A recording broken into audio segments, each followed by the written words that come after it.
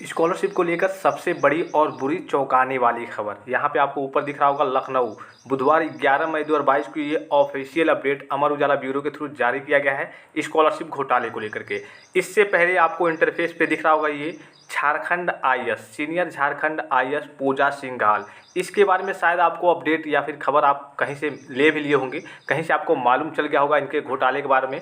लगभग दावा किया जा रहा है कि 25 करोड़ का घोटाला। अब मैं आपको ये सारी चीज़ें क्यों बता रहा हूँ, आप सोचेंगे कि ये तो किसी और राज्य के हैं, तो ये सर हमें क्यों बता रहे हैं। आपको मालूम है कि जो आपकी स्कॉलरशिप की राशि होती है यानी यूपी स्कॉलरशिप की राशि होती है, उसमें स्टेट शेयर के साथ यानी स्टेट गवर्नमेंट के साथ सेंट्रल गवर्नमेंट भी उसमें हिस्सा लेती है। इन दोनों समझिए कि 60% और 40% की हिस्सेदारी होती है।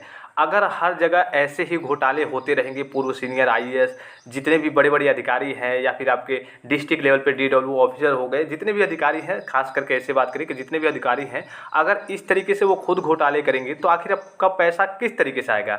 स्टूडेंट्स के ऊपर हम जो खास करके हम वीडियो बना रहे हैं यूपी स्कॉलरशिप पे, तो स्टूडेंट्स के लिए है, तो खास करके हम यहाँ पे केवल स्टूडेंट्स के लिए ही बात करेंगे कि अगर आपके घोटाले हर जगह होते रहेंगे तो आप खुद सोचिए कि आपकी स्कॉलरशिप की राशि कैसे आएगी।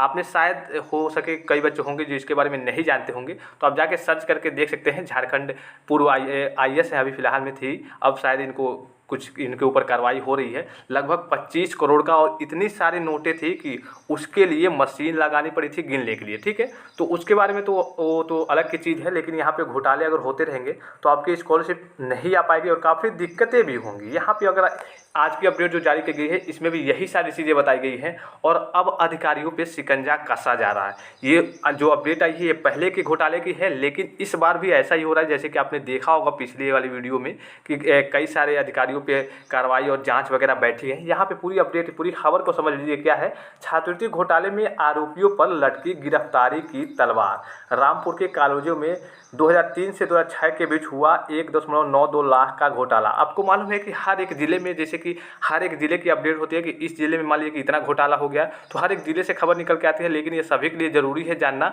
और घोटाला हो रहा है तो क्या इस बार भी जांच वगैरह होंगे। जैसे कि आपको यहाँ पे नीचे दिख रहा होगा, ये सारी चीज़ें जानकारी मैंने दे दी है कि 10 मई 2022 तक जो आपके ब्लॉक वगैरह थे स्टेटस फीस को लेकर के या फिर रिजल्ट को लेकर के, वो अपडेट हुआ था। स्टेटस आप एक बार चेक कर लेंगे। और यहाँ पे आपको दिख रहा होगा कि केंद्र सरकार ने भुगतान की अंतिम तिथि बढ़ाकर 30 मई कर दी है। इस पर आप विशेष गौर करेंगे कि जो आपकी भुगतान होनी थी उसकी डेट जैसे कि 15 मई बताया जा रहा था, लेकिन उस डेट को आगे बढ़ा दिया गया है, 30 मई कर दिया गया है, इसलिए कि सेंट्रल गवर्नमेंट ने ये कहा है। ठीक है, तो ये सारी चीज़ें आपको मालूम हो गई होंगी। खास करके ये स्टेटस भी आपको दिख रहा होगा जो 20 अप्रैल को, यानी कि अप्रैल में भी और अप्रैल के लास्ट में काफ़ी सारे बच्चों का स्टेटस अपडेट हुआ है। तो एक बार आप अपने स्टेटस चेक करेंगे और हम बात करेंगे इसके बारे में। थोड़ा सा यहाँ पर देख सकते हैं, इसमें काफ़ी सारी चीज़ें हैं, लेकिन आपको केवल मेन पॉइंट में आपको सीधे तरीके से बता रहा हूँ कि यहाँ पे देखिए जो घोटाला हुआ था रामपुर में वर्ष 2003 से लेकर के 2006 के बीच 1.92 लाख का छात्रवृत्ति का घोटाला हुआ था।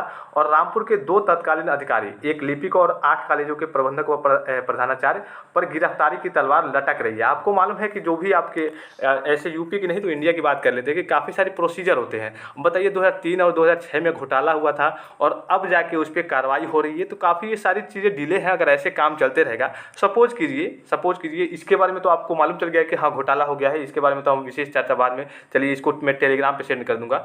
आप सपोज कीजिए कि आपकी 2021-22 की स्कॉलरशिप की राशि नहीं आई है, मान लीजिए बहुत सारे बच्चों की नहीं आई है। हो सकता है कि गवर्नमेंट ने पैसा दिया हो और बीच में घोटाला हो गया हो। ठीक है, हो सकता है कि गवर्नमेंट ने पैसा दिया हो और बीच में अधिकारियों द्वारा या फिर किसी के द्वारा घोटाला हो गया हो। तो अगर जाँच भी बैठानी होगी तो यहाँ पे देखिए 2003 से 2006 के बीच घोटाला हुआ है 2 लाख रुपये का लगभग, तो अब जाके जाँच हो रही है। तो हम लोगों की जाँच, अब की बार की जाँच कब होगी, 2021-22 की जाँच कब होगी, वो जाके होगी 2035 में, 40 में। तब तक आखिर उसमें आखिर क्या फ़ायदा मिलेगा, बच्चों को तो कोई फ़ायदा मिलेगा नहीं। अरे जो काम होता है, अभी घोटाला हो रहा है, अभी जांच कराइए कि हाँ क्यों बच्चों की स्कॉलरशिप की राशि नहीं आई है। 40%, 50%, जितने बच्चों की स्कॉलरशिप की राशि नहीं आई है। अगर घोटाला नहीं हुआ है, फंड वाला पैसा, फंड वाला मामला है कि हाँ फंड खत्म हो गया है, तो आप फंड जारी कीजिए, या फिर वो तो अलग की बात है कि हाँ फंड जारी करेंगे या फिर नहीं करेंगे। लेकिन अगर घोटाला हो गया है, घोटाले की बात कई जगह अपडेट भी आपने देखी होगी, लगभग 20 करोड़ के आसपास घोटाले की खबर आ रही थी।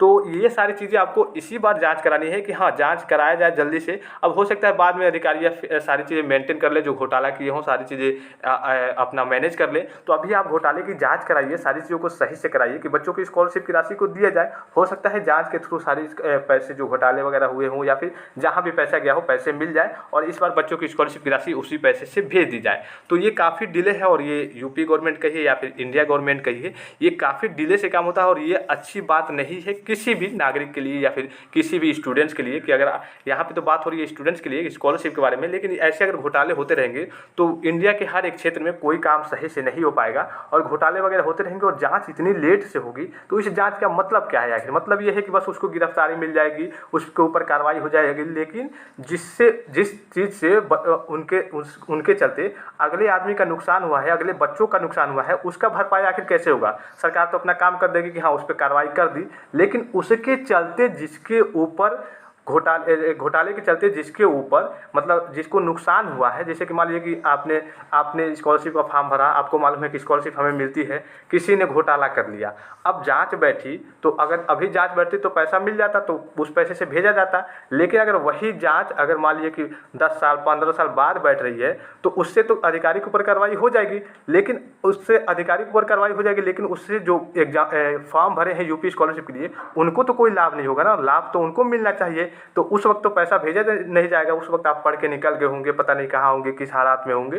तो ये शासन को चाहिए कि जो भी चीज़ें हो रही हैं जल्द से जल्द इस पर कार्रवाई करे और सारी चीज़ों को सुनिश्चित करे। और ख़ास करके अनुरोध है, रिक्वेस्ट है यूपी गवर्नमेंट से खास करके कि जिन बच्चों की स्कॉलरशिप की राशि नहीं आई है, यहाँ पे जैसे कि 30 मई बताया जा रहा है, केंद्र सरकार ने आदेश दिया है, भुगतान की अंतिम तिथि बढ़ाकर 30 मई कर दी है। तो इसके बारे में तो अभी देखिए शासन क्या निर्णय लेती है, किन बच्चों का भेजेगी। जैसे कि अनुसूचित जाति के जो बच्चे हैं उनके लिए थोड़ी सी खुशखबरी भरी अपडेट है कि उनकी स्कॉलरशिप की राशि लगभग 90% से ऊपर चांसेस है कि आएगी, लेकिन सभी बच्चों की स्कॉलरशिप की राशि भेजी जानी चाहिए। इसलिए कि बहुत सारे बच्चों की स्कॉलरशिप की राशि नहीं आई है और स्टेटस जिनके अपडेट हो रहे हैं उनके बारे में अच्छी खबर है। जिनके रिजेक्ट वगैरह है, अगर मान लीजिए डायरेक्टली रिजेक्ट है, अगर आपके स्टेटस सही नहीं है तो आपके बहुत कम चांस है, लगभग ना के बराबर चांस है कि आपकी स्कॉलरशिप की राशि आएगी। जिनके स्टेटस अपडेट हो रहे हैं नए नए या फिर पहले से अपडेट है, हो सके कि फंड में पैसा जारी हो रहा है तो केवल उनको ही स्कॉलरशिप की राशि मिले और अन्यथा और किसी को जिनका ब्लॉक है और या फिर रिजेक्ट है उनको ना मिले। अब ब्लॉक वाले भी देखते रहेंगे, हो सके उनका भी स्टेटस फिर से अपडेट कर दिया जाए, इसलिए कि उनकी कोई गलती नहीं थी, पहले वेरीफाइड कर दिया गया था, फिर से ब्लॉक कर दिया गया था और फिर से हो सके कि फिर से अपडेट कर दिया जाए जब फंड में पैसा जारी हो।